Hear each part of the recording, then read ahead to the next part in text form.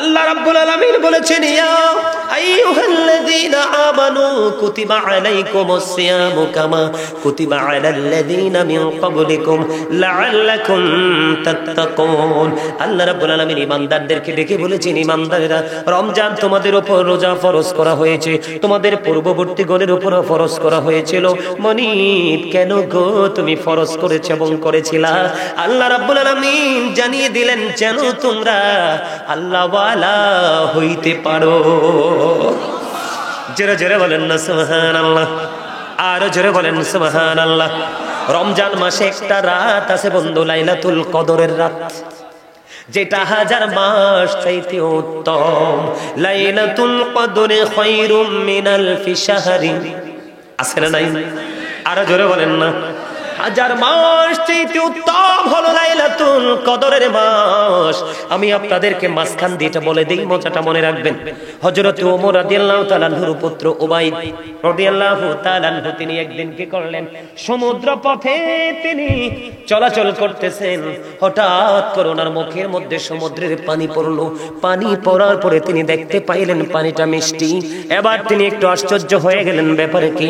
লাইলাতুল কদর সূরাতে খুঁজে দেখবেন, কোরআন শরীফের 30 পারায় আল্লাহ রাব্বুল আলামিন স্পষ্ট করে বলেছেন।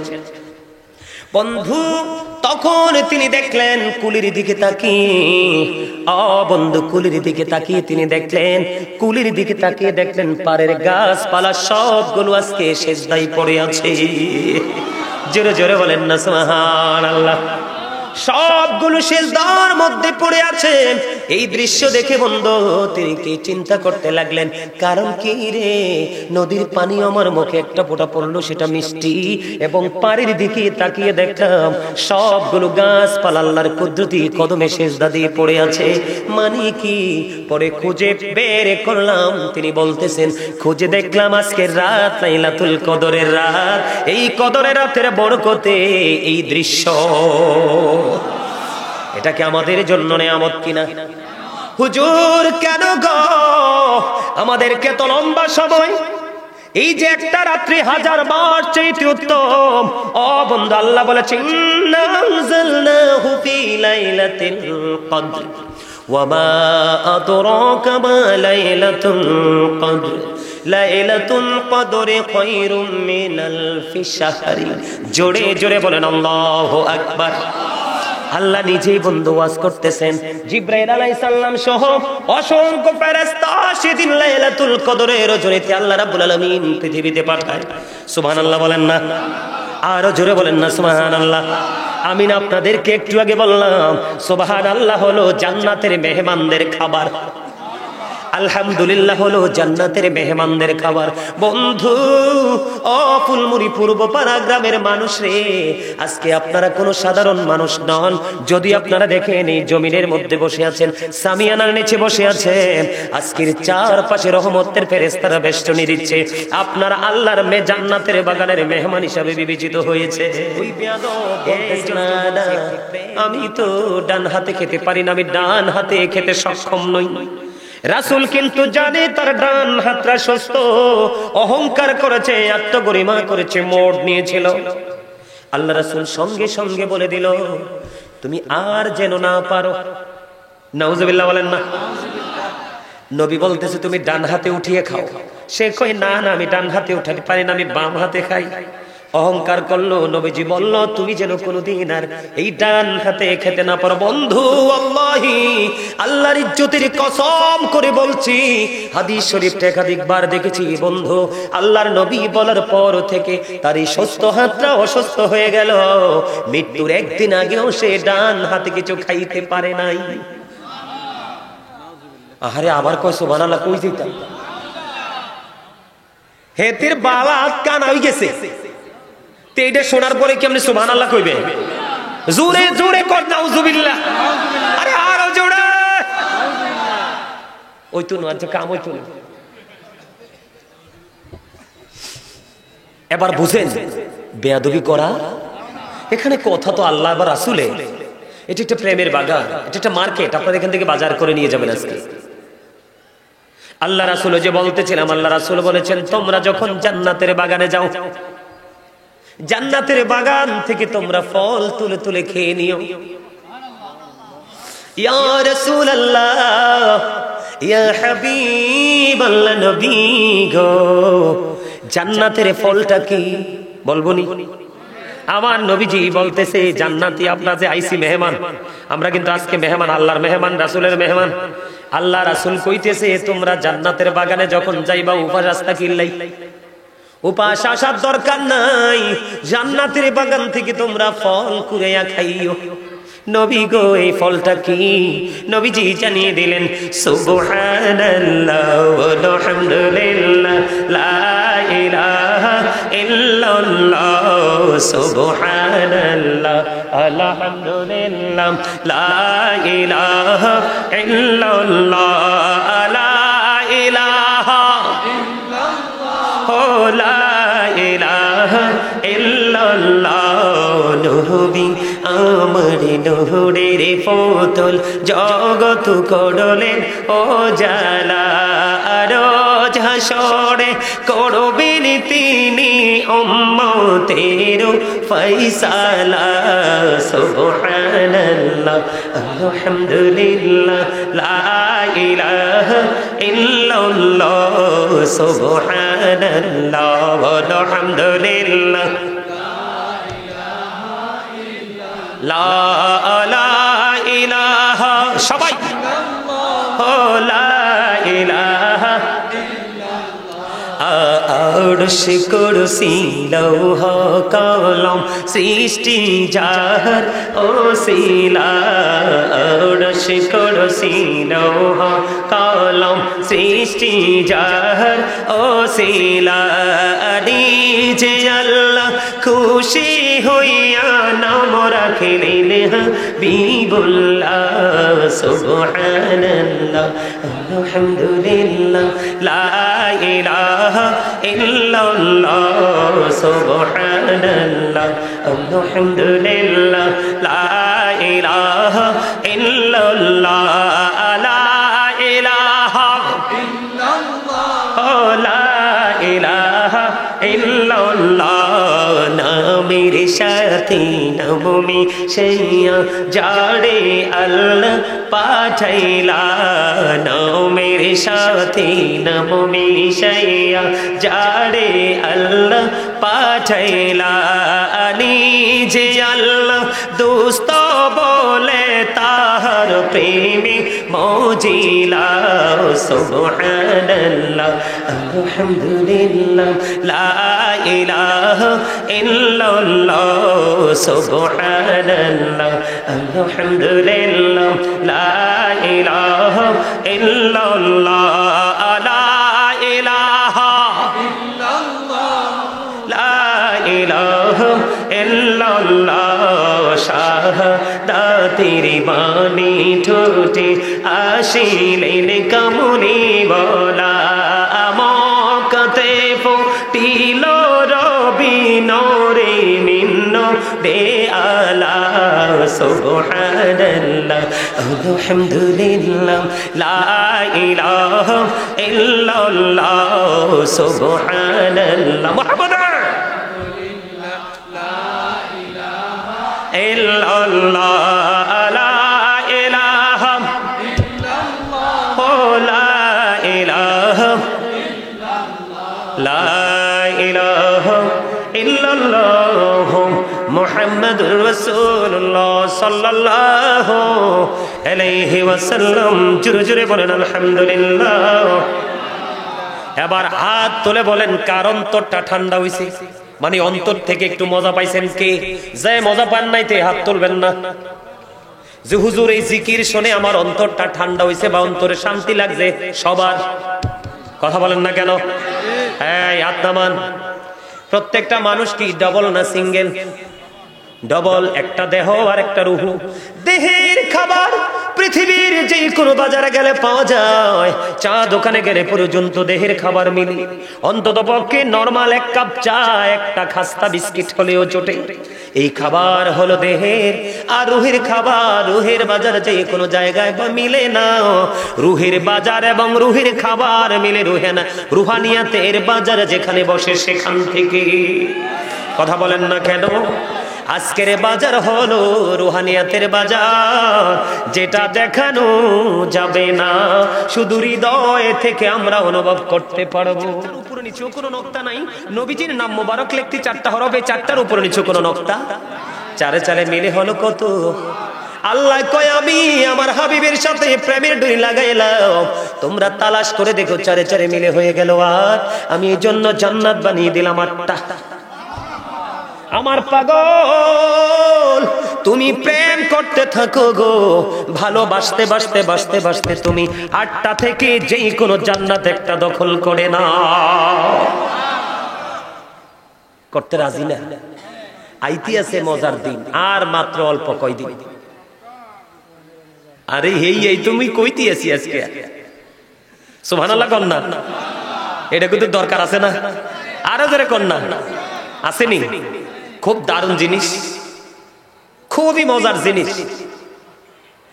ওরে বাপরে বাপ, এটারে যে কবুল কেমনে করবো, আল্লাহ যে কবুল করার তৌফিক দে। সকলে কন্যা আমিন। আরে জোরে কন্যা আমিন, আরে জোরে। আপনারা নিতে রাজি তো? তার আগে কানা দুরূদ পড়িল, পড়তাম নি? আল্লাহুম্মা সাল্লি আলা ওয়া আলা আলি সাইয়্যিদিনা মুহাম্মাদ ওয়া আলা আলি মুহাম্মাদ।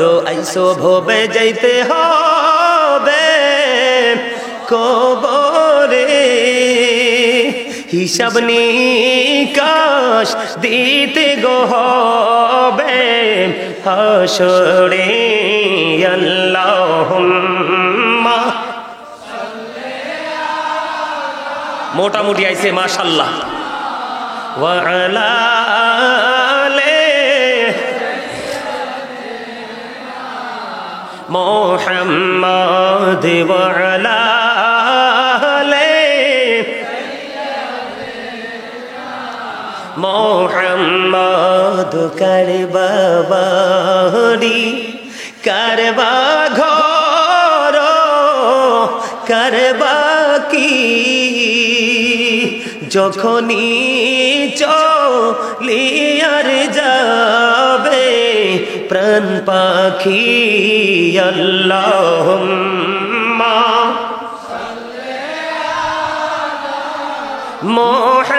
মুহাম্মাদ ওয়া আলা আলি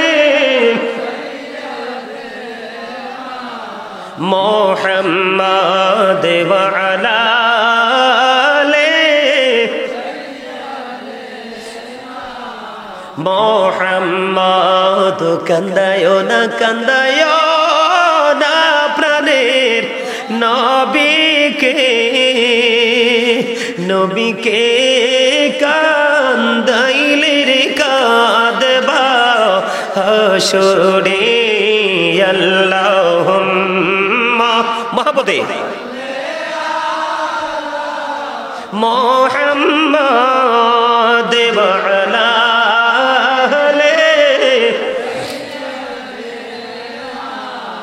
মুহাম্মাদ। কবরেরই খবর যদি মানুষ জানিত, ঘর বাড়ি চারিয়ার সবাই পালাইতো। আল্লাহুম্মা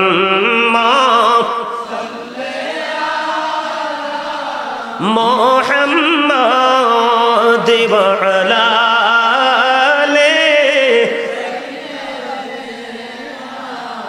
মুহাম্মাদ। জোরে জোরে বলেন না আলহামদুলিল্লাহ। দুরূদ যে পড়ছি কিছু বুঝছেননি কথাগুলো? আমি আপনাদেরকে আরো বেশি অ্যাক্টিভ করার জন্য আমি অন্য দুরূদও পড়তে পারতাম। আমি শুধু আপনাদেরকে আমার মনের কথাটা আপনাদের সামনে তুলে ধরেছি। এটা কিন্তু প্রত্যেকটা মানুষের জীবনেই বাস্তবায়ন হবে, এড়িয়ে যাওয়ার কোনো সুযোগ হিসাব দিতে হবে না, অবশ্যই দিতে হবে। রাসূলকে আপনার মধ্যে আনতে হবে। আহলুস সুন্নাহ মানে কি? রাসূলকে গ্রহণকারী। কি রাসূল কি গ্রহণকারী যে টিম জামাত, ওটাই হলো আপনি রাসূলকে গ্রহণ করতে হবে, রাসূল যা নিয়ে এসেছে তা গ্রহণ করতে হবে, করার পরে আপনার জীবনের শুরু থেকে শেষ পর্যন্ত সবকিছু বাস্তবায়ন করতে হবে। তাহলেই আমরা রাসূল প্রেমিক হিসেবে বিবেচিত হব। শুধু একটু মিলাদ পড়ব, দরুদ পড়ব, কিছু কথা বলেই আমরা সুন্নিয়তের দায় সারা কাজ করব, এটা দিয়ে হয়তো পৃথিবীতে দায় সারা কাজ করানো যাবে, কিন্তু সত্যিকারের নবী প্রেমিক হিসাবে আল্লাহ রাসূলের কাছে গৃহীত হওয়া যাবে না। আমরা সত্যিকারের আশিক রাসূল হয়ে যেতে চাই, চাই কি চাই না? আরো জোরে বলেন। আলেম যারা আমার ডানে বামে ছিলেন, আমি যখন হেডলাইন দিয়েছিলাম তখন তারা বুঝতে পেরেছে।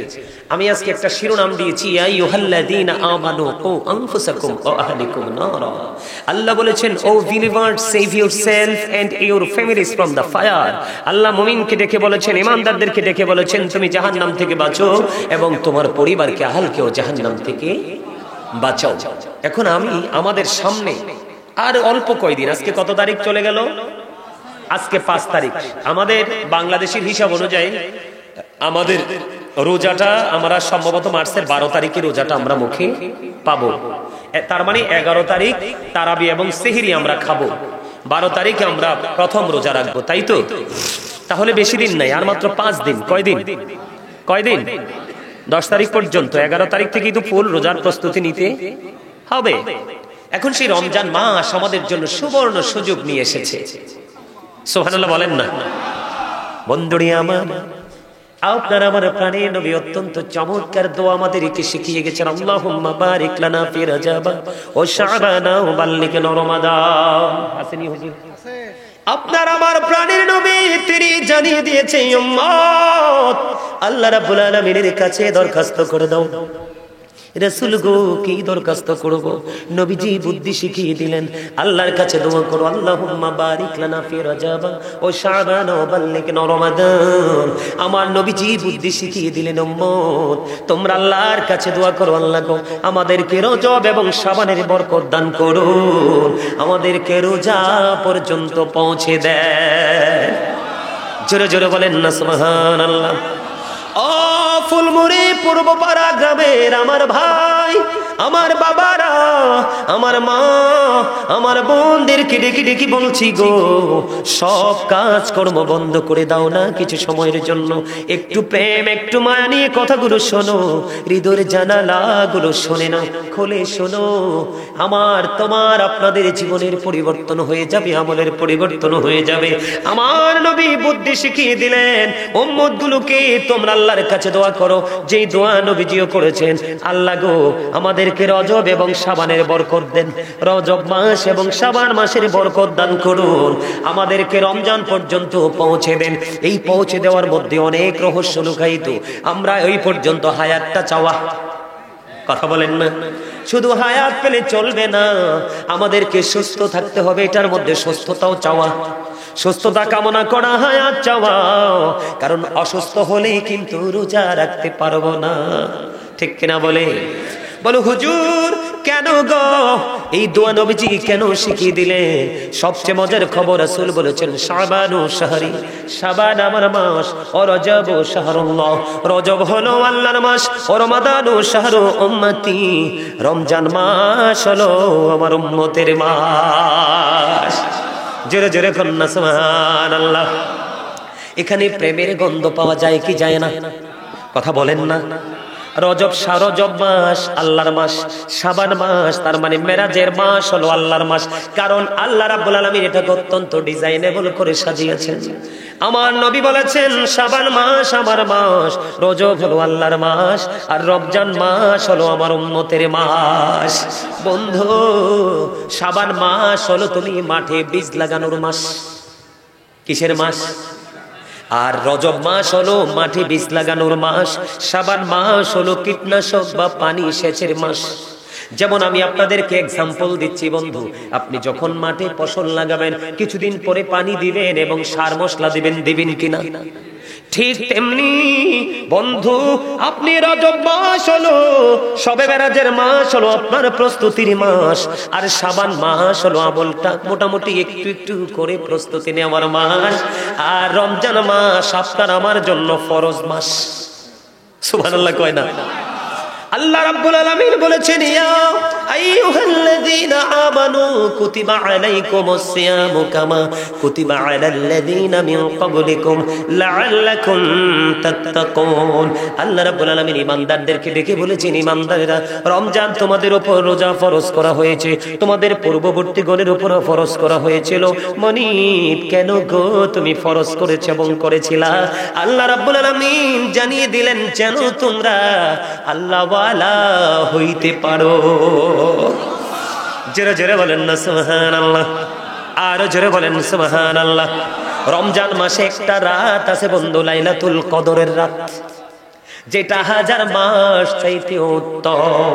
লাইলাতুল কদরে খায়রুম মিনাল শাহরি, আছে না নাই? আরো জোরে বলেন না। হাজার মাস চাইতে উত্তম হলো লাইলাতুল কদরের মাস। আমি আপনাদেরকে মাঝখান দিয়ে এটা বলে দেই, মজাটা মনে রাখবেন। হযরত ওমর রাদিয়াল্লাহু তাআলা আনহুর পুত্র উবাইদ রাদিয়াল্লাহু তাআলা আনহু তিনি একদিন কি করলেন, সমুদ্র পথে তিনি চলাচল করতেছেন, হঠাৎ করে ওনার মুখের মধ্যে সমুদ্রের পানি পড়লো। পানি পড়ার পরে তিনি দেখতে পাইলেন পানিটা মিষ্টি।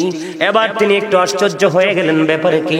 লাইলাতুল কদর সূরাতে খুঁজে দেখবেন, কোরআন শরীফের 30 পারায় আল্লাহ রাব্বুল আলামিন স্পষ্ট করে বলেছেন। বন্ধু, তখন তিনি দেখলেন কুলির দিকে তাকিয়ে, বন্ধু কুলির দিকে তাকিয়ে তিনি দেখলেন, কুলির দিকে তাকিয়ে দেখলেন পাড়ের গাছপালা সবগুলো আজকে সেজদায় পড়ে আছে। জোরে জোরে বলেন না সুবহানাল্লাহ। সবগুলো সেজদার মধ্যে পড়ে আছে। এই দৃশ্য দেখে বন্ধু তিনি কি চিন্তা করতে লাগলেন, কারণ কি রে, নদীর পানি আমার মুখে একটা ফোঁটা পড়লো, সেটা মিষ্টি, এবং পাড়ের দিকে তাকিয়ে দেখলাম সবগুলো গাছপালা আল্লাহর কুদরতি কদমে সেজদা দিয়ে পড়ে আছে। মানে কি? পরে খুঁজে বের করলাম, তিনি বলতেছেন, খুঁজে দেখলাম আজকের রাত লাইলাতুল কদরের রাত। এই কদরের রাতের বরকতে এই দৃশ্য, এটা কি আমাদের জন্য নিয়ামত কিনা? হুজুর কেন গো আমাদেরকে তো লম্বা সময়, এই যে একটা রাত্রি হাজার মাস চাইতে উত্তম। ও বন্ধু, আল্লাহ বলেছেন, ইন্না আনজালনাহু ফি লাইলাতিল কদর ওয়া মা আদরাকা মা লাইলাতুল কদর লাইলাতুল কদরে খায়রুম মিনাল শাহরি। জোরে জোরে বলেন আল্লাহু আকবার। আল্লাহ নিজেই বন্ধু ওয়াজ করতেছেন, জিবরাইল আলাইহিস সালাম সহ অসংখ্য ফেরেশতা সেদিন লাইলাতুল কদরের রজনীতে আল্লাহ রাব্বুল আলামিন পৃথিবীতে পাঠায়। সুবহানাল্লাহ বলেন না, আরো জোরে বলেন না সুবহানাল্লাহ। আমি না আপনাদেরকে একটু আগে বললাম, সুবহানাল্লাহ হলো জান্নাতের মেহমানদের খাবার। আলহামদুলিল্লাহ হলো জান্নাতের মেহমানদের খাবার। বন্ধু, ও ফুলমুড়ি পূর্বপাড়া গ্রামের মানুষ রে, আজকে আপনারা কোনো সাধারণ মানুষ নন। যদি আপনারা দেখেন এই জমিনের মধ্যে বসে আছেন, সামিয়ানার নিচে বসে আছেন, আজকের চারপাশে রহমতের ফেরেশতারা বেষ্টনী দিচ্ছে, আপনারা আল্লাহর জান্নাতের বাগানের মেহমান হিসাবে বিবেচিত হয়েছে। এই জন্য বলছি, একটু প্রেম নিয়ে কাজ করতে হবে। দুনিয়ার চিন্তা কিছু সময়ের জন্য বন্ধু বলে যাবে। আজকের এই রাত্রে মাহফিল হবে, আগামী বছর আবার কে জানি চলে যাবে, আবার কে জানি বেঁচে থাকবে, আবার কার জানি আজকের মাহফিল জীবনের শেষ মাহফিল। বন্ধু, মাহফিলে যখন যাবা মনে করবা আমার জীবনের শেষ মাহফিল, নামাজে যখন দাঁড়াবা মনে করবা না আমার জীবনের শেষ নামাজ, তাহলেই জীবনের মধ্যে আসবে নিয়ামত। বন্ধুরি আমার, অসংখ্য ফেরেশতা পাঠিয়ে দিলেন, অসংখ্য ফেরেশতা পাঠিয়ে দিবেন। বন্ধু, ফেরেশতা পাঠিয়ে দিবেন, সারা রাত ফেরেশতারা বিচরণ করবে ঘুরে ঘুরে। যারা আল্লাহর গোলামিতে ওই রাত্রিতে নিয়োজিত থাকবে, ফেরেশতারা তাদের সাথে মুসাফা করবে। সুবহানাল্লাহ বলেন না, কি করবে? মুসাফা করবে। বলে হুজুর, ফেরেশতারা যে মুসাফা করবে কেমন করে বুঝবা গো? এটা বোঝার কারণ হলো বন্ধু, হাদিস শরীফের মধ্যে এসেছে, ফেরেশতারা যখন মুসাফা করবে তখন ওই মুমিনের অন্তরটা নরম হয়ে যাবে, অটোমেটিক্যালি তার দু চোখ দিয়ে পানি বের হতে থাকবে। সকল ফেরেশতারা রাত্রি যখন শেষ হয়ে যাবে শেষের দিকে সকল ফেরেশতারা বন্ধু একত্রিত হবে জিবরাইল আলাইহিস সালামকে যে প্রশ্ন করবে, জিবরাইল আল্লাহ রাব্বুল আলামিন আল্লাহর বান্দাদেরকে নিয়ে আজকে কি চিন্তা করেছে, কি মন্তব্য করেছে। এবার ফেরেশতা জিবরাইল আলাইহিস সালাম উত্তর জানিয়ে দেবে। আল্লাহ রাব্বুল আলামিন জোরে জোরে বলুন না সুবহানাল্লাহ, আরো জোরে বলেন না সুবহানাল্লাহ। আমি ছোট্ট করে সংক্ষিপ্ত করে বলেছি বন্ধু, ছোট্ট করে জীবনের গুণাগুলি তোমার ঝরে যাবে রে। ও বন্ধু, তোমার জীবনের গুণাগুলি ঝরে ধুয়ে মুছে পরিষ্কার হয়ে যাবে। একদিকে রমজান মাস, আর একদিকে মাঝখানে এখন বলে হুজুর কদরটা কবে? আমরা সবাই জানি 26 তারিখ দিবাগত রাত্রে, তার মানে 27 তারিখ। কথা কন না কেন? কেন জানেননি 27 তারিখ কেন হয়েছে? লাইলাতুল কদর শব্দটার মধ্যে 9টা হরফ। কয়টা হরফ? 9টি হরফ। আল্লাহ রাব্বুল আলামিন এই লাইলাতুল কদর শব্দটা 3 বার ইউজ করেছে। 3 নং কত হয়? 3 নং 27 হয়। রাসূল বলেছেন 21 তারিখে, 23 তারিখে, 25 তারিখে, 27 তারিখে, 29 তারিখে তোমরা তালাশ করো। কিন্তু আমাদের গবেষণা করেছে যারা ইনস্টিটিউট, যারা গবেষণা করেছে পূর্বসূরি আইম্মায়ে কেরাম, তারা গবেষণা করে ঐক্যবদ্ধ হয়েছে যে 27 তারিখে লাইলাতুল কদর হবে। কারণ লাইলাতুল কদর শব্দটার মধ্যে 9টি হরফ আছে। আল্লাহ রাব্বুল আলামিন এই শব্দটা 3 বার ইউজ করেছে। 3 নং কত হয়? এই জন্য আমাদের জন্য লাইলাতুল কদর 27 তারিখে, তার মানে 26 তারিখ দিবাগত রাত্রে। সুবহানাল্লাহ, আরো জোরে বলেন না সুবহানাল্লাহ। আপনাদের কাছে ভালো লাগেনি? আরো জোরে কন না, ভালো লাগেনি? যদি ভালো লাগে বন্ধু হৃদয় উজাড় করে শোনেন।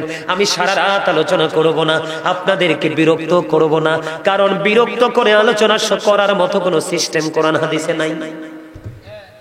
কিরে ভাই পিছু গেছো কি? ও আচ্ছা, কেউ দেখতো না। আলহামদুলিল্লাহ গো, আরো জোরে। এবার আসেন, রমজানের মধ্যে আসেনি তারাবি। কথা কয় না, 20 না 8? আরো জোরে কোন? 20-এর পক্ষে কে কে আছেন? সোজা করি হাত তোলেন, সোজা করি হাত, দুইটা তুলতে হইব কিন্তু, হাত নামান না। হাতটা কেন উঠাইতে কইছি আপনারা তো বুঝেন নাই। এখন কিন্তু কিছু চটি মৌলবী বের হইছে আমাদের দেশে। কি নাপিতের কাজ? কি কথা কয় না, ছোট করা। এই আমার স্বাস্থ্য ভাইটি দারুণ কথা কইছে রে। নাপিতের কাজ কি? কাটা, ছোট করা, ছোট ছোট ছোট, একেবারে ছোট, পরে ধরাও যায়। এখন আমাদের দেশে কিছু চটি মৌলবী বের হইছে, চটি বই পড়ে বক্তা। বুঝেন না আপনারা? চটি মানি ধরেন না ওই 2, 3, 4, 5, 10 পৃষ্ঠার একটা বই একজনে লেখলো মন গড়া কথা, এগুলো পরে পরে সে বক্তা হয়ে গেল। বন্ধু, সকল সাহাবায়ে কেরাম ঐক্যমত হয়েছে তারাবি নামাজ 20 রাকাত। তো সাহাবায়ে কেরাম কি নবী সারা সিদ্ধান্ত নিছেন? কথা কন না কেন? আরো জোরে। আমার নবীজি, নবীজির প্রিয় সাহাবী, আজকেও বন্ধু কিতাব দেখেছি। আমি সেই বিতর্কের দিকে যাই না, আমি শুধু আপনাদেরকে বলবো আমরা তারাবি 20 রাকাত পড়ব। যদি দাঁড়াইয়া দাঁড়াইয়া বলে হুজুর আমি অসুস্থ, 12 রাকাত পড়ার পরে ক্লান্তি চলে আসলো, আমি আজকে বলে দিলাম বসে বসে 8 রাকাত পড়ে নিবেন। তারপরেও তারাবি নামাজ ছাঁটাই করা যাবে না, কোনো কাঠ মোল্লার কথা শোনা যাবে না। আমি আপনাদেরকে এক্সাম্পল দিই। চাচা আপনারা যারা আছেন, আমরা তখন ছোট ছিলাম, পিচ্ছি পিচ্ছি মনে আছে। আপনাদের জামানায় 5 গ্রাম খোঁজে একটা আলেম পাওয়া যাইতো না, কিন্তু রহমতে ভরপুর ছিল। আলেম ছিল না বেশি, রহমতের অভাব ছিল না, কমতি ছিল না। হুজুর কেন? তাদের সিনাই ছিল রাসূল প্রেম, কোরআন হাদিসের সঠিক জ্ঞান ছিল, সঠিক প্রচার প্রসার ছিল। এই জন্য রহমতের কমতি ছিল না। যদি আলেম কম থাকছে, তারা যেদিক দিয়ে হেঁটে গেছে সেদিক বাগান হয়ে গেছে। কিন্তু এখন মৌলবী জাল মারলে জালেও আটবে না, কিন্তু খুঁজে দেখেন পিঞ্জরটা খালি। কথা কয় না? এই কারণে তারা ভুল ফতোয়া দিচ্ছে, সস্তা সস্তা কথা বলছে। আপনাদেরকে যদি বলে এই আমল নাই, ওই আমল নাই, আপনারা আমল আছে না নাই সেটা দরকার নেই, আপনি বলবেন কোন কিতাবে পাইছো এটা নাই, শুধু এইটা দেখাও। দেখবেন আপনার সীমানা ছেড়ে বন্ধু পালিয়ে যাবে। কথা কি বুঝে আসেনি আমার? তারাবি নামাজ 20 রাকাত। কয় রাকাত? আমি কিন্তু কদরের একটা বরকত আপনাদেরকে বলে দিলাম। এবার আসের বন্ধু, রমজানের মধ্যে আছে একটা তারাবি। প্রতিদিন আমরা 20 রাকাত করে তারাবি পড়ব। বন্ধুরি আমার, বন্ধু আমার দিকে তাকান, হাদিস শরীফের মধ্যে এসেছে এই রমজান মাসের স্পেশাল দুটো নিয়ামত আপনার জন্য আল্লাহর কাছে সুপারিশ করবে। সুবহানাল্লাহ বলেন না। একটা হলো তারাবি, আরেকটা হলো বন্ধু কোরআন তেলাওয়াত। আমি রমজান মাসের ফজিলত বরকত বোঝানোর জন্য বন্ধু আমি আপনাদেরকে বলছি, আমার নবী, আপনার নবী, দু জাহানের বাদশা নবী, ইমামুল মুরসালিন, সরকারে মদিনা, যিনি নবীদের নবী, উনি জানিয়ে দিয়েছেন বন্ধু হাদিস শরীফের মাধ্যমে, আল্লাহর কাছে কাল হাসরের দিন যেই ব্যক্তি প্রাণ খুলে আল্লাহর সন্তুষ্টির জন্য রোজা রেখেছে, আল্লাহ রাব্বুল আলামিন ওই রোজাদারের পক্ষ হয়ে তারাবি নামাজ আল্লাহর কাছে দরখাস্ত করবে, মনিব মনিব, আমি তারাবি নামাজ, আমি রোজা, আমি তোমার দরবারে তোমার বান্দার জন্য আজকে সুপারিশ করলাম, আমি তোমার বান্দার জন্য সুপারিশ করলাম, আমার কারণে তোমার বান্দা সারাদিন উপোস ছিল এবং স্ত্রীর কাছে যাওয়া থেকে সে দূরে ছিল। যেই কাজগুলো থেকে বিরত থাকলে সে রোজাদার হিসাবে চিহ্নিত হবে, ওই সবগুলো কাজ থেকে সে আমি রোজার কারণে বন্ধু আল্লাহর কাছে দরখাস্ত করবে, বিরত ছিল গো, তুমি তার পক্ষে থেকে আজকে আমি রোজার সুপারিশ কবুল করো। জোরে কন্যা সুবহানাল্লাহ।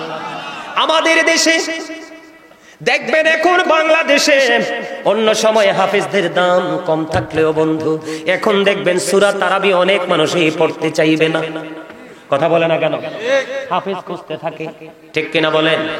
আকীদায় যদি একটু যদি গলত থাকে তারপরে এটাকে নাথিং বলে উড়াই দেয়। কেন জানেন? এটা তার কোরআনের প্রতি প্রেম। আমি যে একটু আগে বারবার তারাবি বলেছি বন্ধু, আমি তারাবির কথা এই জন্য বলেছি, তারাবি নামাজের মাধ্যমে আমরা কোরআন খতম করি। কথা কয় না? অন্য সময় তেলাওয়াত করিবা না করি, কিন্তু খতম তারাবি আমরা পড়ি। কোরআন আল্লাহর দরবারে কাল হাসরের ময়দানে সুপারিশ করবে, আল্লাহ গো তোমারে বান্দা আমি কোরআনের কারণে রাত্রি জাগরণ ছিল, তারাবি পড়তে কিন্তু সময় লাগে। দেখেন রমজান মাসে প্রতিদিন অনেক নামাজ পড়তে হয়। এশারের নামাজ তো 17 রাকাত, তারাবি নামাজ আসে 20 রাকাত। কত হলো? কথা কত? 37 রাকাত। সোজা কথা, কত রাকাত? এই নামাজ পড়তে কি সময় লাগে না? আপনি যেমন দুনিয়ার বুকে বন্ধু এই পরিশ্রমটা করবেন, এই পরিশ্রম আপনার কাজে লাগবে কাল হাসরের দিন। এই জন্য রমজান মাসটাকে আমাদেরকে আপন করে নিতে হবে। শুধু তাই নয়, রমজান মাসে প্রতিদিন জাহান্নামীকে মুক্ত করা হয়। সুবহানাল্লাহ বলেন না? আল্লাহর দ্বীনের উপর থেকে আল্লাহর কোন বান্দা যদি মাত্র একটা রোজা রাখে, কয়টা রোজা? মাত্র একটা রোজা রাখে রে। বন্ধু হাদিস শরীফের মধ্যে এসেছে, আপনার আমার প্রাণের নবী জানিয়ে দিয়েছেন, একটা রোজা সঠিকভাবে রাখার কারণে আল্লাহ রাব্বুল আলামিন ওই বান্দাকে ভালোবাসিয়া জাহান্নাম থেকে 70 বছরের দূরে সরিয়ে দেয়। আরো জোরে বলেন না সুবহানাল্লাহ। কত বছর? সোজা মনে করছেন নি? এখনকার মানুষ বাঁচেও তো না 70 বছর। বন্ধু বন্ধু এখানে একান্ত নয়, যারা পরিপূর্ণভাবে তোমরা রোজা রাখবা, অন্যায় করবা না, অপরাধ করবা না, সুদ খাইবা না, ঘুষ খাইবা না, মানুষের বদনাম করবা না, মানুষকে বকা দিবা না, অন্যায় অপরাধ সব ধরনের নোংরামি থেকে যখন তুমি বেঁচে থাকবে তাহলেই তুমি রোজাদার হবে। অন্যথায় রাসূল বলেছেন, তোমার রোজা দ্বারা শুধু সারাদিন উপবাসী হলো, অন্য কোনো বেনিফিট তুমি পাইলা না। তোমার তারাবি দ্বারা, তোমার কোরআন তেলাওয়াত দ্বারা তোমার শুধু রাত্রিটাই জাগরণ হলো, অন্য কোনো বেনিফিট তুমি পাবা না। কিন্তু যদি তুমি পরিপূর্ণ রোজাদার হয়ে যদি জীবনটা অতিবাহিত করতে পারো, তোমাদের জন্য আমাদের জন্য স্পেশাল নিয়ামত বন্ধু আল্লাহ রাসূল জানিয়ে দিয়েছেন, জান্নাতের একটা গেট, সেই গেটের নাম হলো বন্ধু রাইয়ান। আল্লাহ রাব্বুল আলামিন আমাদের জন্য রোজাদারের জন্য স্পেশাল ব্যবস্থা করে রাখলেন। আপনার আমার প্রাণের নবী বন্ধু জানিয়ে দিয়েছে, রাইয়ান নামক জান্নাতের গেটটা কাল হাসরের হাসরের দিন ওপেন করে দেওয়া হবে রে, শুধুমাত্র পরিপূর্ণ রোজাদাররা প্রবেশ করার জন্য। সমস্ত রোজাদার আল্লাহর গোলাম যারা আল্লাহর দিদারের আশায় রোজা রেখেছে, তারাবি পড়েছে, সকল নোংরামি থেকে দূরে থেকে তারা রোজাকে রোজা হিসাবে চিহ্নিত করতে পেরেছে, ওই ব্যক্তিদের জন্য রাইয়ান নামক জান্নাতের গেটটা ওপেন করা হবে। সব যখন বন্ধু ঢোকা শেষ হয়ে যাবে, ব্লক করে দেওয়া হবে। জোরে জোরে বলেন না সুবহানাল্লাহ, আরো জোরে বলেন না সুবহানাল্লাহ। আপনি যদি রমজান মাসে ছোট্ট একটা সাধারণ আমল করেন, ছোট্ট একটা সাধারণ আমল করেন রমজান মাসে, শুধু রমজানের ফজিলতের কারণে ছোট্ট যদি একটা আমল করেন বন্ধু, তাহলে আপনার আমল নামায় অন্য সময়ে ফরজ আমল করতেন এই ফরজের সমান সওয়াব দেওয়া হবে। জোরে জোরে বলেন না সুবহানাল্লাহ। আর রমজান মাসে যদি আপনি একটা ফরজ আমল করেন গো, তাহলে আপনার আমল নামায় দেওয়া হবে 70টা ফরজের সওয়াব। জোরে জোরে সুবহানাল্লাহ। অন্য হাদিস শরীফের মধ্যে এসেছে, আপনার আমার প্রাণের নবী তিনি জানিয়ে দিয়েছেন, বন্ধু আপনার আমার জন্য কত বড় নিয়ামত। এমনিতে সাধারণ আমল করলে 1 থেকে 10 গুণ পর্যন্ত, ঠিক কিনা বলেন? কিন্তু রমজান মাসের কারণে, শুধু রমজানের ফজিলতের কারণে আপনার এই 10 থেকে 70 যে দাঁড়াবে 70 থেকে 700 গুণ পর্যন্ত বাড়িয়ে দেওয়া হবে। জোরে জোরে কন্যা সুবহানাল্লাহ, আরো জোরে। যেমন এক্সাম্পল যদি দেই আমি, আপনি যদি কোনো আমল করেন, যেমন কোরআন তেলাওয়াত, আপনি তারাবি নামাজে কোরআন তেলাওয়াত করতে করতে একটা খতম শেষ করে দিলেন, অথবা পার্ট টাইম আপনি কাজের ফাঁকে ফাঁকে একটা কোরআন খতম পড়লেন, আল্লাহ রাব্বুল আলামিনকে মহব্বত করে আপনার একটা কোরআন খতমের বিনিময় 700 কোরআন খতমের সওয়াব পাবে, শুধুমাত্র রমজান মাসের উসিলায়, অন্য কোনো কারণ না। তাহলে রমজান মাসকে ভালোবাসার দরকার আছে না নাই? রমজান মাসের মধ্যে আমাদের জন্য স্পেশাল আরেকটা নিয়ামত হলো সেহরি।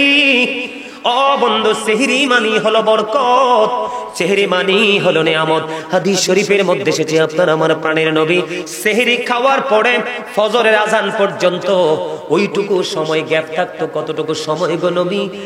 50 আয়াত কোরআন যেন তেলাওয়াত করা যায়, এইরকম সময় গ্যাপ থাকতো। বুঝতে পারছেন নি? মানে সেহরি খাওয়ার পরে ফজরের আজান দিবি, তো কথা কয় না, ফজরের আজান দিলে তো কিছু খাওয়া যাবে না, পানি কি খাওয়া যাবে? খাইলে কি রোজা হবে? ফজরের আজানের পরে বন্ধু কি করা যাবে না? খাওয়া যাবে না। রাসূল হাদিস শরীফের মধ্যে এসেছে, রাসূল যখন সেহরি খেতেন, সেহরি খাইয়া বন্ধু ফজর পর্যন্ত অতটুকু সময় গ্যাপ থাকতো। এই গ্যাপটার মধ্যে কম পক্ষে 50 আয়াত কোরআন তেলাওয়াত করা যাইত। এমন একটা গ্যাপ রেখে রাসূল সেহরি খাইতো।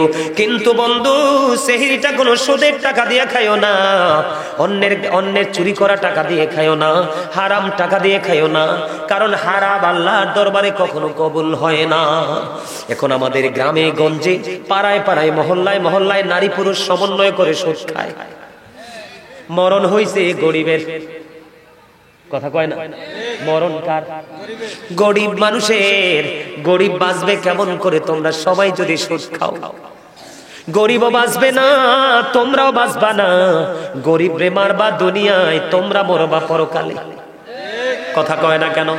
কিন্তু তোমাদের মরণ চিরস্থায়ী মরণ হবে রে বন্ধু।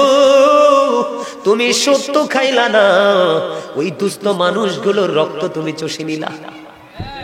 তোমার দুয়ারে কানলো বাইরে, বাচ্চাটা অসুস্থ, 500 টাকা দে, 1000 টাকা দে, একটু ডাক্তারের কাছে নিয়ে যাব। তোমার মনটা নরম হলো না যখন তুমি সুদের কন্ডিশনে আসলা। এবার তুমি 1 লক্ষ দিতে প্রস্তুত। এত পাথর কেমন করে হয় রে মানুষ? বন্ধু, 500 টাকা যদি কোনো মানুষ নিয়ে খায় কিছু আসে যায় না, 1000 যদি খায় কিছু আসে যায় না, কারণ এই টাকা তো তুমি উপার্জন করনে দিয়েছে মালিক। তুমি যদি কাউকে খুশি মনে থাকে দিয়ে দিলে, অসুস্থ মানুষের সেবা হয়ে গেল। বন্ধু, এইটা তুমি যেন জান্নাত কিনে নিলা। কথা বুঝেন নাই? আমি একটার মধ্যে আরেকটা ঢুকাই, কিছু মনে করবেন না, একটু বলে দেই। আল্লাহ রাসূল বলেছে, হাদিস শরীফের মধ্যে এসেছে, কোন মানুষ যখন কোন অসুস্থ রোগীর সেবা করতে যায়, সেবা কিন্তু বন্ধু টাকা দিয়েও হয়। কথা কয় না? আবার মাথা তার কাছে বসে মাথায় হাত বুলি দিয়েও হয়। হাত পা মেসেজ করে দিও, হয় কি হয় না? আবার অনেক সময় আল্লাহ রাসূল বলেছেন, তুমি যখন তোমার প্রিয় মানুষ, আপন মানুষ যখন অসুস্থ হবে, তুমি যখন তোমার প্রিয় মানুষটার কাছে যাইবা, তার মাথায় যখন হাত বুলিয়ে দিবা, মাথার কাছে বসে যখন মিষ্টি মিষ্টি আলাপ করবা, দেখবা তার অসুখ এমনি ভালো হয়ে গেছে। কারণ ভালোবাসার মানুষ দেখলেই মানুষ ভালো হয়ে যায়। এটা হলো বন্ধু অসুস্থ মানুষের ক্ষেত্রে আপনার একটা সহানুভূতি। বলে হুজুর এই সহানুভূতি তো আমার জন্য যথাযথ নয়। আল্লাহ রাসূল বলেছে আর একটা মজার হাদিস বন্ধু, নবীজি বলেছে তুমি যখন কোনো অসুস্থ মানুষকে দেখতে যাইবা, তখন তুমি যাওয়ার পরে কি করবা? তুমি তাকে দেখতে গেলা ধরুন সকালবেলা, ফিরে আসতে আসতে তোমার বিকেল হয়ে গেল। ওরে ফুলমুড়ি পূর্ব পাড়ার মানুষ, কেমন করে বুঝাইলে বুঝবা বন্ধু? নবীজি বলেছে তুমি সকালে বের হয়েছো রোগী দেখতে, রোগীর সেবা করতে, তুমি বিকেল হয়ে গেল এখনো আসতে পারলা না। তুমি তো এই সকাল থেকে বিকেল পর্যন্ত তুমি যেন জান্নাতি ফল কুড়াইলা। তুমি রোগী তো দেখতে যাওনি, তুমি জান্নাতি ফল ব্যাগে ঢুকানোর জন্য গেছো রে। হাজারো বন্ধু আরো মজার হাদিস আছে বন্ধু, আমার দিকে তাকান। এই জন্য বলি আমাদের গ্রাম গঞ্জ বন্ধু পুরো নিষ্ঠুর হয়ে গেছে। আল্লাহ রাব্বুল আলামিন যদি নিষ্ঠুর হয় রে, উপায় খুঁজে পাওয়া যাবে না, ঠিক কিনা? আল্লাহ রাসূল বলেছেন আপনি সকালে গেলেন রোগী দেখতে, কখন? সকালে গেলেন, বিকেল হয়ে গেল, আপনি বিকেলে বন্ধু ফিরে আসলেন। এই ফিরে আসা পর্যন্ত আপনার জন্য ৭০,০০০ ফেরেশতা আল্লাহর কাছে মাগফিরাত কামনা করতে থাকে। আপনি বিকেলে গেলেন, ফজর ভোর পর্যন্ত আরো ৬০ টাকার আরেক দল ফেরেশতা, ৭০,০০০ ফেরেশতা আপনার জন্য মাগফিরাত কামনা করতে থাকলো। জোরে জোরে কন্যা সুবহানাল্লাহ। এত নিয়ামত তুমি বঞ্চিত হয়ে গেল শুধু পৃথিবীর এক গোরামের কারণে। এই জন্য বন্ধু আমি আপনাদেরকে বলে দেই, রমজান মাসে সুদের দিকে যুক্ত হবেন না। তারপরও বলি আপনি সারা মাস তো সুদ খাইছেন, রমজানে না হয় আপনি হুজুরের কথা শুনে সুদ থেকে বিরত থাকবেন, কিন্তু আপনি পবিত্র হতে পারবেন না। বলে হুজুর এটা কেন বললেন? আল্লাহ রাসূল বলেছেন লা তুকবালু সালাতুম বিগাইরি তুহুর ওয়ালা সাদাকাতুম মিন গুলুল। রাসূল বলেছেন পবিত্রতা ছাড়া কোনো আমল কবুল হয় না, হালাল টাকা ছাড়া কোনো আমল আল্লাহর দরবারে কবুল হবে না, কোনো দান আল্লাহর দরবারে কবুল হবে না। মসজিদে দিবেন, মাদ্রাসায় দিবেন, রাস্তায় দিবেন, এতিম দিবেন, কোনো ফায়দা পাবেন না। কারণ আপনি অর্থ উপার্জন করেছেন আল্লাহ যে রাস্তা দেখিয়েছে সেই পথে না, অন্য ভিন্ন পথে। হাদিস শরীফের মধ্যে আসছে যে ব্যক্তি সুদ খাইলো সে যেন তার মাকে বিবাহ করলো। ওমান আউযুবিল্লাহ দি কয় না। সুদের মাধ্যমে যে ব্যক্তি ১টি টাকা মাত্র উপার্জন করলো সে যেন তার মায়ের সাথে ৩৬ বার জিনা করলো। এত বড় জঘন্য অপরাধের মধ্য দিয়ে যারা চেহারি খাইবা গো, তাদের কোনো উপায় থাকবে না। এখন তো স্মার্ট ভাষায় সুদ খায় কয় বেনিফিট, কথা কয় না, আবার কয় মুনাফা, আবার কয় ইন্টারেস্ট, কথা কয় না কেন? যিনি সুদ খায়, যিনি সুদ দেয়, যিনি সুদের টাকা কালেকশনে নিয়োজিত থাকে, এমনি করে করে সুদের সাথে যত সম্পৃক্ত সবার অপরাধ বন্ধ সমান এবং শাস্তিও সমান। এই জন্য সেহরি খাওয়া যাবে না সুদ ঘোষ হারাম টাকা দিয়ে, এবং ইফতারিও করা যাবে না হারাম টাকা দিয়ে। কারণ ইফতারির সময়টা হলো মুমিনের জন্য বড় নিয়ামতের সময়। সেহরির মধ্যে কিন্তু যথেষ্ট বরকত, আপনারা বরকতটা বিনষ্ট করবেন না, আমার অনুরোধ। কথাকে বুঝে আসছেন আপনাদের? এই বরকত নষ্ট করবেন না। ইফতারি এখন আমাদের দেশের মানুষ কিন্তু বন্ধু কসাই চাইতে খারাপ হয়ে গেছে। ভদ্র কোন মানুষ ব্যবসা করে বলে আমার মনে হয় না। আপনারা আমার দিকে বকার আঙ্গুল তুলতে পারেন, নেগেটিভ আঙ্গুল তুলতে পারেন, বলে হুজুর কেন? যে কোনো সময় আসলেই বন্ধু জনগণকে জিম্মি করার জন্য সিন্ডিকেট করে, কথা কন না কেন? আহারে ব্যবসা। আমার নবীজি বলেছেন ওয়াকিমুল, আল্লাহ বলেছেন ওয়াকিমুল ওয়াজনা বিল কিসতি ওয়ালা তুকসিরুল মিজান। আল্লাহ বলেছেন ন্যায্য ওজন কায়েম করো, ওজনে কম দিও না। ব্যবসায়িক নবীজি ব্যবসা করেছে, নবীজির আদর্শ লালন করো। নবীজির আদর্শ লালন করতে পারছো না, উপায় নাই। আমাদের দেশের এখনকার মানুষ ব্যবসা করার আগে চুরি শিখে, কথা বলেন না কেন? ওই দিন দেখলাম ডিমের বাজারে চড়া। ডিমের বাজার কি? চড়া ভক্ত অধিকার থেকে বন্ধু চলে আসলো। আইসা দেখলাম দাড়িওয়ালা মুরব্বী, মাথায় টুপি, কত বড় জুব্বা পরানো, ওনার ওই স্টক থেকে 1 লক্ষের উপরে ডিম ধরছে। ওনাকে প্রশ্ন করার পরে কোনো উত্তর দিতে পারে না। এই টাকা ওই যে বলেছি, এগুলো ধোঁকা। এগুলো কি আপনারা বলেন ধোঁকা কিনা? আরো জোরে কোন। বাংলাদেশে শুধু আপনার মুখে স্বাদ লাগানোর জন্য কত ধরনের নোংরামি খাবারের মধ্যে ইউজ করে। আপনাদেরকে আমি আজকে হাত জোর করে অনুরোধ করে যাই বন্ধু, এই যে খোলা আকাশের নিচে সারাদিন লাগায় ইফতারি বানায়, সারাদিন লাগাই ইফতারি বানায় বন্ধু, পাতলা একটা পলিথিন শুধু জাস্ট ফর্মালিটি হিসাবে তার উপর দিয়ে ছাউনি দিয়ে রাখে। রাখে কি রাখে না? এটা যখন দিয়ে রাখে দেখবেন রাস্তা দিয়ে গাড়ি আসা যাওয়া করছে, ধুলা বালি ইচ্ছে মতো ঢুকছে।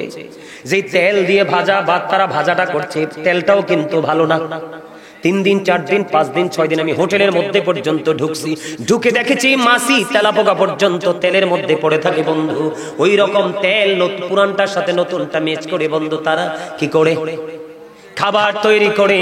এই জন্য আমার নবীজি কি করতেন? আমার নবীজি জানিয়ে দিয়েছেন যে তোমরা কি করবে, ইফতারের সময় খেজুর দিয়ে ইফতার করবা। সুবহানাল্লাহ বলেন না। নবীজি কাঁচা খেজুর যদি না পাইতো, নবীজি শুকনো খেজুর দিয়ে ইফতার করতেন। ও বন্ধু, নবীজি যদি শুকনো খেজুর যদি না থাকতো, পানি দিয়ে আল্লাহ রাসূল ইফতারি করতেন। এই জন্য আমাদের জন্য সাজেশন হলো বন্ধু, খেজুর দিয়ে ইফতারি করবেন। এই বছর তো খেজুরের অনেক দাম। যদি আপনারা খেজুর কিনতে না পারেন, এটা হাসির জিনিসটা, দাঁত তো 32টা দেখায়, যেগুলো বোঝার জিনিস। এখান থেকে শিখবা, আরেকজনকে বাড়ি গিয়ে শিখাবা। এখন থেকে বুঝবা, আরেকজনকে বাড়ি গিয়ে বোঝাবা। এটাই হলো এখানকার কাজ, ঠিক কিনা বলেন? আপনারা মানুষ আইছেন কয়জন সপ্ত বাড়িতে? আমার এই পিচ্ছি কয়দিন আগে খেজুরের দাম চাইছে কয়দিন রে? 3-4 দিন আগে 1 কেজি নরমাল খেজুর দেখতে গেছে 1600 টাকা দাম। এই বাংলাদেশের মানুষ 1600 টাকা হালাল পথ উপার্জন করে 1 কেজি খেজুর খেতে পারবে না, পারবেনি। নরমাল যেটা দুলাবালি যুক্ত একেবারে লোকাল, ওটা নাকি দেখতে গেছে 600 টাকা দিয়ে বন্ধু 1 কেজি কিনতে হয়। এই জন্য নবীজি বলেছে, কাঁচা খেজুর যদি পাও কাঁচা খেজুর দিয়ে ইফতারি করবা, যদি না পাও শুকনো দিয়ে ইফতারি করবা। যদি দুটোর একটাও যদি জীবনে না জোটে, তাহলে পানি দিয়ে ইফতারি করবা। তারপরেও বর্তমানে বাংলাদেশের চোখে দেখে ভেজাল দিয়ে ইফতারি করো না। নবীর কথা মানবা, নবীর আদর্শকে লালন করবা, দুনিয়ায় সুখী হবা, পরকালে নবীজির প্রেমের ও প্রিয় বান্দা হিসাবে বিবেচিত হয়ে জান্নাতুল ফেরদাউসে যেতে পারবা। জোরে বলেন না ঠিক না ঠিক? কথা মানবেন নি? ও বন্ধু, আপনারা দেখেন জুসের মধ্যে ভেজাল। আজকে দেখলাম একটা খবরের মধ্যে আসলো, চিংড়ি মাছের মধ্যে কেমিক্যাল ঢুকায় সিরিজ দিয়ে ওজনে ভারী করার জন্য। এগুলো আমাদের জন্য মরণ ফাঁদ ছাড়া আর কিছুই না। তবে অন্য সময় তো কত ধরনের খাবার পানি খাওয়া যায়, রমজান মাসে কিন্তু এত কিছু খাওয়া যায় না, সারাদিন উপবাস থাকতে হয়। এই জন্য খাবারটা একটু ঠিকঠাক মতে খাইবেন। কথা কি বুঝেন না? তো ঠিক কর না, একটু সুন্দর করে কর। হ্যাঁ, আমার চাচা কা ফরমালিন মুক্ত খাওয়া। আরো জোরে, কি মুক্ত খাওয়া? চাচা ফরমালিন কিটা দেখছি না জীবনে, কিন্তু মোহ দিলে বুঝিয়ে এটা যে ফরমালিন। হ্যাঁ জানি কর না। আমরা অন্য সময় না বুঝলেও যখন বৈশাখ জ্যৈষ্ঠ মাস আসবে, আম কামড় দিয়ে দেখেন, এদিক দিয়ে মিডা, এদিক দিয়ে সুপকার, এদিক দিয়ে দিলে স্যাং স্যাং দিয়ে কই উঠো। হ্যাঁ জানিও। হ্যাঁ, আপনাদেরকে আমি একটা তথ্য দিই, কি মনে করবেন জানি না। আজকে মনে হয় কত বছর আমি জানি না বন্ধু, বাহিরের টোটাল কোনো খাবার আমি খাই না, ইভেন পানি পর্যন্ত স্পর্শ করি না। যেখানে যাই ঠান্ডা গরম পানি প্রয়োজনীয় নিজে নিয়ে যাই, দেশের বাহিরে গেলেও সঙ্গে নিয়ে যাই। বন্ধু, এখনকার মানুষ শুধু খাবারের কারণে বেশি রোগা। দেখবেন ভাত এত খায় না, খাবার এত খায় না, যত বেশি খায় ঔষধ। এখানে আমাদেরও দোষ আছে, বলবো নি দোষটা কোথায়? একটু বলবো। এটা আমাদের জন্য কিন্তু শিক্ষা, ট্রেনিং বন্ধু। বর্তমানে যেই দেশকে আমরা বলি ইরান, এক সময়টার নাম ছিল পারস্য। কি ছিল? পারস্য। পারস্য থেকে পারস্যের বাদশা চিন্তা করে দেখলেন, নবীজি যখন পৃথিবীর বুকে কদমটা বাড়িয়ে দিল, পৃথিবীতে ওই দেশের মধ্যে কোনো অসুখ বিসুখ নাই, কি নাই? কোনো অসুস্থতা নাই। মন দিয়ে শোনো যুবক তোমরা, কোনো অসুস্থতা নাই। এবার ওই পারস্য থেকে একজন চিকিৎসক আসলেন রাসূলের আরবে। আরবের পার্শ্ববর্তী দেশ ছিল। 2 বছর পর্যন্ত সে বিচরণ করেছে। কয় বছর? 2 বছর ঘোরার পরে একটা অসুস্থ রোগী খুঁজা পায় না। 2 বছর খুঁজলো, সুবহানাল্লাহ কোন না? আরে আরো জোরে। আমার নবীজি আসছে রাসূলের দেশে, 2 বছর কি করলেন না? কোন অসুস্থ রোগী খুঁজে। এবার 2 বছর পরে রাসূলের সাথে ওই চিকিৎসক দেখা করতে গেলেন। যাওয়ার পরে প্রশ্ন করলেন, নবী গো, আপনার দেশের মানুষ কেন অসুস্থ হয় না? আমি 2টা বছর আপনার এই দেশে ঘুরলাম, একটা রোগী পাইলাম না ট্রিটমেন্ট করার জন্য। কিসের জন্য? আরো জোরে বলেন না। এরে স্বাস্থ্য ভাই, এই তোর এত কথা অন্তর থেকে কেমনে আইতে আছে? কম্পিউটারের মতো ঠোঁট 2টা দিয়ে একবার আপ ডাউন করতেছে, ব্যাপারটা কি? কসান চাই মনু, এই করা যাইবে না। এই করতে হইলে বাইরে যাইয়ে করতে হইবে। মোর সামনে করা করলে তুই বেয়াদবি হইয়ে যাইবে। কারণ এইয়া তো মুই মোর কথা কইতে আসি না, মুই তো আল্লাহর কথা কইতে আসি, আল্লাহ রাসূলের কথা মুই কইতে আসি। ঠিক না কর? আমি তো ভাবছি আপনারা হাসি দিয়া ঠিক কইবেন, ওটা হাসিও তো দেন না। ব্যাপারটা কি? আরো জোরে। ওই স্বাস্থ্য ভাই 2টা আইছে, একটা টুপি ছাড়া, একটা টুপিওয়ালা। হ্যাঁ, দারুন, আলহামদুলিল্লাহ। আরো জোরে। তোমরা বাঁচানোর লাই আইছি তো, কথাটা হলো না। 2 বছর চিকিৎসা করলেন, একটা রোগী পায় না। 2 বছর পরে রাসূলের কাছে চলে গেল, ইয়া রাসূলুল্লাহ, আপনার দেশের মানুষগুলো কেন অসুস্থ হয় না? 2 বছরে আমি একটা রোগী খুঁজে পাইলাম না। এবার নবীজি একটা ডাক দিয়ে বললেন, আমার এই দেশের মানুষ একটা রোলসের মধ্যে আছে। ইয়া রাসূলুল্লাহ, নবী গো, আপনার দেশের মানুষ কোন রোলসের মধ্যে আসে? যেই রোলসটা অনুকরণ করলে সুস্থ থাকা যায়। এবার নবীজি ডাক দিয়ে বললেন, আমার দেশের মানুষ অনেক বেশি পেটে খিদা না লাগলে তারা খাবার নিয়ে বসে না। সুবহানাল্লাহ বলেন না। আবার যখন তাদের পেটটা ভরতে থাকে, পেটটা ভরার আগে তারা খাবারটা ছেড়ে উঠে যায়। তার মানে নবীজি বুঝিয়ে দিলেন, পুরো ব্যাখ্যাটা আমি আপনাদেরকে দেই। পেটটাকে নিজের মতো করে 3 ভাগে ভাগ করে। কয় ভাগে? 1 ভাগ শুধু খাবার, আরেক ভাগ শুধু পানি, আরেক ভাগ রাখে পুরো খালি। এখন তো তোমরা বিয়া বাড়িতে যাইও খাইছো এই দূর পর্যন্ত, বন্ধু ডাক দিছে আয় কোক খাইয়া যায়, এনে যাইও কোক খাইছো। হিয়ান দি স্বাস্থ্য ভাই একটা ডাক দিছে, আই বিদেশ থেকে কুরিয়ার থেকে আইসি, আই চলে যাম, আয় একটা কফি খাই যায়। এন্দি কফিও দইছ। এত খাবারে কখনোই মানুষকে সুস্থ রাখে না। যত অল্প খাবে, যত পানি বেশি খাবে, খাবার খাবে কম, পানি খাবে বেশি, দেখবা তোমার জীবনের মান কত সুন্দর। নবীজির শিক্ষা বন্ধু, এই আদর্শ লালন করো। তুমি কোনোদিন ডাক্তারের কাছে যাওয়া লাগবে না। তোমার অসুখ হইতে লাগলো, মালিক এটাকে আউট করে দিবে। কারণ হলো আল্লাহ ডাক দিয়া বলবে, গো আমার এই পাগল তো আমার হাবিবকে ফলো করছে। আমি আমার হাবিবকে, আমার হাবিবের পাগলকে আমি অন্যের কাছে ছোট করব না। বুঝতে পারছেন নি? তাহলে রমজান মাসটা একটু সুন্দর করে চলার চেষ্টা করবেন। বাইরের খাবার খাওয়া থেকে বিরত থাকবেন। ঘরে যতটুকু সম্ভব ততটুকু আপনি বানিয়ে খাবার খাবেন। ঘরের তেলটাও হবে পিওর। আজকে রান্নাটা কিন্তু আজকের তেল দিয়ে হবে। এমনি করে করে একটা রোলসের মধ্যে চলে আসবেন। অল্প খাবার খাবেন, পানি বেশি খাবেন। কয়েক মাস আগে লন্ডনে ব্রিটিশ রানী 2য় এলিজাবেথ মারা গেছে, আপনারা জানেন তো। ওনার দীর্ঘ হায়াত, কিন্তু তিনি ডাক্তারের কাছে যাননি। আমরা মুসলমান হওয়ার পরে ওরা রাসূলের আদর্শ লালন করি না, কিন্তু ব্রিটিশ রানী 2য় এলিজাবেথ তিনি বন্ধু রাসূলের আদর্শকে 100% লালন করেছে। ওনার ইন্তেকালের পরে যখন ওনার ফ্যামিলি পরিবার থেকে বন্ধু তথ্য জানতে চাইলেন ব্রিটিশ রানী এলিজাবেথ এত লম্বা সময় সুস্থ থাকার মানে কি, তখন তারা উত্তর দিয়েছেন, আমাদের রানী আমাদের পরিবারের অন্যতম একজন সদস্য ছিলেন। তিনি যখন খাবার খাইতেন তখন তিনি নিজেকে প্রধানমন্ত্রী মনে করতেন না। লন্ডনের মতো, যুক্তরাজ্যের মতো দেশের একজন প্রধানমন্ত্রী ছিলেন, অনেক জনপ্রিয় ছিল। বন্ধু আমার অসংখ্য ভক্ত লন্ডনে, সবার মুখে শুনছি রানী এলিজাবেথ যখন মারা গেছে সবাই দুঃখ করেছে। আমি বলেছি দুঃখ করে লাভ হবে না, কারণ সে তো ঈমান এনে মারা যায়নি। ঠিক না বেঠি? বন্ধু আমি আপনাদেরকে জাস্ট তথ্যটা দিচ্ছি, না হয়তো বলতাম না। ওনার জীবনী থেকে জানা গেল উনি দৈনিক 5 থেকে 6 বার খাইতো, শুধু একটু করে করে, অল্প করে করে খাইতেন, পানি তিনি বেশি বেশি পান করতেন। এই সময় দীর্ঘ লম্বা হায়াত নিয়ে বেঁচেছিলেন, কিন্তু ডাক্তারের কাছে যাওয়ার প্রয়োজন হয়নি। ওমা সুবহানাল্লাহ কয় না? হে বেঈমান হয়ে রাসূলকে ফলো করেছে, আর আমরা মুসলমান হয়ে খবরই তো নাই। কথা কন না কেন? আরেকটা জিনিস হলো বন্ধু, রমজান মাসে তারাবি নামাজ দিয়ে কিন্তু অনেক ধরনের কাদা ছোড়াছড়ি আছে আমাদের দেশে। আমরা কাদা ছোড়াছড়ির মধ্যে নেই, আমরা আছি 22 রাকাত তারাবির মধ্যে। কথা কন না? আরো জোরে। তবে ইফতারিটা যে করবেন যথাসময়ে করবেন, যিনি যথাসময়ে ইফতারি করবে তার উপরে খোদার রহমত বর্ষিত হবে। বন্ধু যতদিন রোজা রাখেন ইফতারিটা যথাসময়ে করে ফেলবেন। আপনাদের এলাকায় মহিলারা জামাতে যাইতে চায়নি না?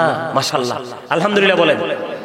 যদিও যাইতে চায় না, আমি আপনাদেরকে আরেকটা স্পেশাল তথ্য দিই, নিবেন নাকি বিরক্ত হবেন? মহিলারা কি ঘরে থাকা উচিত না বাহিরে? কথা কন না? আরো জোরে। কোন অজুহাতে যদি বাইরে যায় তার সঙ্গে থাকতে হবে স্বামী, অন্যথায় থাকতে হবে উপযুক্ত সন্তান, অন্যথায় থাকতে হবে তার বাবা, আর কারো সঙ্গে তিনি বাইরে যেতে পারবে না। বলে হুজুর কেন আসলেন? বাংলাদেশের বিভিন্ন জেলায় জেলায় বন্ধু নারীরা জামাতে যায়, টিভিতে দেখি, আফসোস লাগে। আল্লাহ বলেছেন অকরনা ফি বুয়ুতিকুন্না ওয়ালা তাবাররাজনা তাবাররুজাল জাহিলিয়াতিল ওলা। আল্লাহ বলতেছে মহিলারা তোমরা ঘরে থাকো ওই জাহিলি যুগের নারীদের মতো, তোমাদের রূপটা অন্য কোনো বেগানা পুরুষের সামনে প্রদর্শন করিও না। সুবহানাল্লাহ বলেন না? তাহলে এটা কি তারাবির অজুহাতে বের হওয়া যাবে? আমি আপনাদেরকে বলি, নারী এবং পুরুষ জন্মগতভাবে বৈশিষ্ট্যগতভাবে যেমন আলাদা, পার্থক্য কিনা? কথা কয় না? নারীদের গঠন একরকম, আমাদের গঠন একরকম, পার্থক্য আছে না নাই? নারীরা সৃষ্টিগতভাবে পুরুষ নারীর মধ্যে যেমন সৃষ্টিগত পার্থক্য আছে, ঠিক আমলের ক্ষেত্রেও তা আমাদের আমলের ক্ষেত্রেও সিস্টেমের দিক দিয়ে পার্থক্য আছে। কথা বলেন না কেন? যেমন নামাজ পুরুষেরা বাইরে যদি এসে জামাতে পড়ে 25 গুণ বেশি সওয়াব, আর নারীরা যদি জামাত ছেড়ে ঘরের মধ্যে, ঘরের অভ্যন্তরে তার গোপন কক্ষে যদি নামাজ পড়ে, তাহলে তার বাইরের চাইতে ঘরে নামাজ পড়লে 25 গুণ বেশি সওয়াব। সুবহানাল্লাহ বলেন না? আরো জোরে বলেন না সুবহানাল্লাহ? তাহলে আমাদের এইগুলো মাথায় রাখতে হবে। মা বোনদেরকে তারাবির অজুহাতে বাইরে যাওয়া যায় না। আরে তারাবি পড়া তো সুন্নাত। মহিলাদের উপর ঈদের জামাত, জুমার জামাত মহিলাদের উপর বরাদ্দ নয়। এই জুমার নামাজে জামাতে যাওয়া, ঈদের জামাতে যাওয়া মহিলাদের জন্য মাকরু। ফজিলতের চিন্তা করার চাইতে মাকরু কাজ থেকে বিরত থাকা উত্তম। কথা বলেন না কেন? যেই জায়গায় ঈদের জামাত তারা পড়ার অনুমতি নাই, যেই জায়গায় জুমার নামাজ সাইয়্যিদুল আইয়াম শ্রেষ্ঠ দিন জুমার দিন, জুমার নামাজ যে জায়গায় পড়া তাদের জন্য কি নাই? হুকুম নাই। তাহলে তারাবি নামাজেও যাওয়া কি ঠিক না? আল্লাহ তো আগেই বলছে তোমরা ঘরে থাকো। হযরত উম্মে হুমায়রা রাদিয়াল্লাহু তাআলা আনহা থেকে বর্ণিত, আমার নবীজি বলতেছেন, তিনি একদিন বলতেছি ইয়া রাসূলুল্লাহ, ইয়া হাবিবাল্লাহ, নবী গো আমি আপনার পিছনে নামাজ পড়তে ভালোবাসি। কথা বুঝে নেবেন হাদিস শরীফ। আমি আপনার পিছনে নামাজ পড়তে পছন্দ করি গো নবী। নবীজি ডাক দিয়ে বললেন আমি জানি তুমি আমার পিছনে নামাজ পড়তে পছন্দ করো, কিন্তু তোমার আমি নবীর পিছনে নামাজ পড়ার চাইতে তোমার উত্তম হলো তোমার ঘরের অভ্যন্তরে নামাজ পড়া। আপনারা বলেন আমার নবীর চাইতে দামি কেউ আসেনি? নবীর চাইতে দামি যদি কেউ না থাকে তাহলে এই পৃথিবীর ইমামের পেছনে নারীরা যাইতে পারবেনি। উম্মে সালামা রাদিয়াল্লাহু তাআলা আনহা থেকে হাদিস বর্ণিত, তিনি বলেছেন আপনার আমার প্রাণের নবী তিনি জানিয়ে দিয়েছেন, আপনার আমার প্রাণের নবী তিনি জানিয়ে দিয়েছেন মহিলাদের সবচেয়ে বড় মসজিদ হলো তাদের ঘরের অভ্যন্তর। জোরে জোরে বলুন সুবহানাল্লাহ। আব্দুল্লাহ ইবনে মাসউদ রাদিয়াল্লাহু তাআলা, কটা বাজে? 10 মিনিট পরে নিয়ে আইয়া পড়তে আসেনি কোন ওয়াজটা শেষ করি গেল হুজুর চলিয়েই দি। আমি বুঝতেছি তো আপনাদের মনটা অনেক সুন্দর হয়ে গেছে, আমি দেখতেছি তো একেবারে পলকহীন দৃষ্টি আমার দিকে। আল্লাহ সবাইকে কবুল করে নিক, আমিন। বন্ধু একটুখানি শুনেন, মনে রেখে দিবেন। হযরত উম্মে সালামা রাদিয়াল্লাহু তাআলা আনহা তিনি বলেছেন, আল্লাহর হাবিব বলেছেন, মহিলাদের সর্বোত্তম মসজিদ হলো তার ঘরের অভ্যন্তর। হাদিস শরীফের মধ্যে এসেছে, মহিলাদের কক্ষের নামাজ বারান্দার নামাজের চাইতে অনেক উত্তম। এখান থেকে বোঝা যায় সে তার এমন একটা রুমের মধ্যে নামাজটা পড়তে হবে যেই রুমের মধ্যে ঢুকলে কোনো পুরুষ অনুভব করতে পারবে না। এখান থেকে বোঝা যায় মহিলারা ঘরের বারান্দাও নামাজ পড়তে পারবে না, তার একবারে আপন গোপন কক্ষে পড়তে হবে। আব্দুল্লাহ ইবনে মাসউদ রাদিয়াল্লাহু তাআলা আনহু থেকে হাদিস বর্ণিত, তিনি বললেন, একদিন জুমার দিনে জুম্মার মসজিদে তিনি মহিলাদেরকে দেখতে পেলেন। সঙ্গে সঙ্গে বন্ধু তিনি মহিলাদেরকে জুমার মসজিদ থেকে বের করে দিলেন। তিনি ডেকে ডেকে বললেন, তোমাদের জন্য জুমার নামাজ পড়া তোমাদের জন্য কি নয়, বরাদ্দ করে নয়, জায়েজ নয়, বরাদ্দ করেন, এটা মাকরুহ। তুমি ঘরে গিয়ে নামাজ পড়ো, কারণ এই বাহিরে নামাজ পড়ার চাইতে তোমার ঘরের নামাজ অনেক উত্তম। এখনকার মহিলারা যেমনি ভাবে বন্ধু সুন্দর চেহারাটাকে আরো সুন্দর করে বিভিন্ন গ্লেজি তারা পারফিউম ইউজ করে, পোশাক আশাকে যেভাবে তারা আধুনিকতার ছোঁয়ায় লেগেছে, ওই রকম যদি ওই জামানায় নবীজি দেখতে পাইতো 100% তাদেরকে ঘরে ঢুকিয়ে দিতেন, তাদেরকে বাইরে আসতে কোনোদিনও বলতেন না। ঠিক কিনা বলেন? ও বন্ধু, ওসামা ইবনে যায়েদ রাদিয়াল্লাহু তাআলা আনহু থেকে বর্ণিত এই হাদিস শরীফটা অত্যন্ত ভয়ঙ্কর, আপনারা শুনে নেন। হাদিস শরীফ টেস্টে বুখারী এবং মুসলিম শরীফের মধ্যে আপনার আমার প্রাণের নবী জানিয়ে গেছেন, উম্মতেরা তোমরা সবাই শোনো, আমি আজকাদেরকে ফুলমুড়ি পূর্ব পাড়ার সকল ভাই বাবাদেরকে বলবো রে, তোমরা সবাই হৃদয় খুলে বন্ধু শোনো। আমার নবীজি বলেছেন, নারীদের চাইতে বড় বিপর্যয়, নারীদের চাইতে বড় বিপদ, নারীদের চাইতে ভয়ঙ্কর উম্মতের জন্য আর কিছু রেখে যায়নি। পুরুষের জন্য নারীরা হলো সবচেয়ে বড় বিপদ। এটা আগে নাও, এটা আগে নাও। নারীদের জন্য, পুরুষের জন্য আল্লাহ রাসূল সবচেয়ে বড় বিপদ রেখে গেছেন কাকে? মহিলাদেরকে। বুখারী এবং মুসলিম শরীফের মধ্যে এসেছে। নাউজুবিল্লাহ বলবেন না?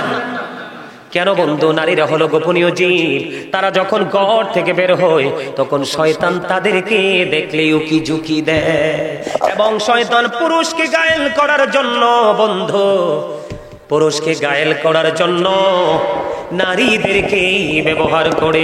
জোরে বলেন না নাউজুবিল্লাহ। পৃথিবীর মুমিন তারা কখনোই মহিলাদেরকে ঘর থেকে বাইরে নেওয়া যাবে আর না। মহিলাদের পর্দা কি আপনারা বলেন না? মহিলাকে মাথা পা পর্যন্ত ঢেকে রাখতে হবে। মহিলাদের কণ্ঠের আওয়াজ, মহিলারা কথা বলা সুন্নাহ। আপনি বলেন না সেই মহিলারা বাইরে আসতে অভ্যাস করে, সব সময় বড় হয়, কথা কয় না। তাহলে তাদেরকে কি করা যাবে না? ঘর থেকে বাইরে যেতে দেওয়া। বলে হুজুর একবারে কি বন্দিশালায় বন্দি করতে হবে? না, একবারে বন্দিশালায় বন্দি করতে হবে না। আপনি কি করবেন? ওই যে বললাম কন্ডিশন দেওয়া আছে, সেই কন্ডিশন অনুযায়ী তিনি ঘর থেকে বের হতে পারবে। আমাদের মধ্যে কিছু মহিলা আছে যাদেরকে বলা হয় মর্দা মহিলা, পুরুষের মতো চলে, পুরুষের মতো কাপড় চোপড় পরে পুরুষের। এদের জন্য একটা খাবার জাহান্নামে বরাদ্দ, যেটার নাম হলো তিনাতুল খাবাল। আল্লাহ রাসূলকে প্রশ্ন করা হলো, ইয়া রাসূলুল্লাহ, এই তিনাতুল খাবালটাকে নবীজি বললেন আরেকটা জাহান্নামের নিংড়ানো রক্তপুঞ্জ। এত আস্তে বলেন নাউজুবিল্লাহ। রক্তপুঞ্জ দেখেন নাই? মানুষের গায়ে যখন বিস্ফোরা হয় দেখবেন টিকটিকি রক্তপুঞ্জ বের হয়। এটা তো পৃথিবীতে জাস্ট একটা মানে এটা তো একেবারে নরমাল জিনিস, কিন্তু ওপারে যেটা দেওয়া হবে ওটা অত্যন্ত ভয়ঙ্কর, খুবই খারাপ। এজন্য আপনাকে আমাকে সচেতন থাকতে হবে। রমজান মাসে কাজে লাগাবেন তো? কথা বলে না? সুন্দর করে তারাবি পড়বেন, সুন্দর করে সেহরি খাবেন এবং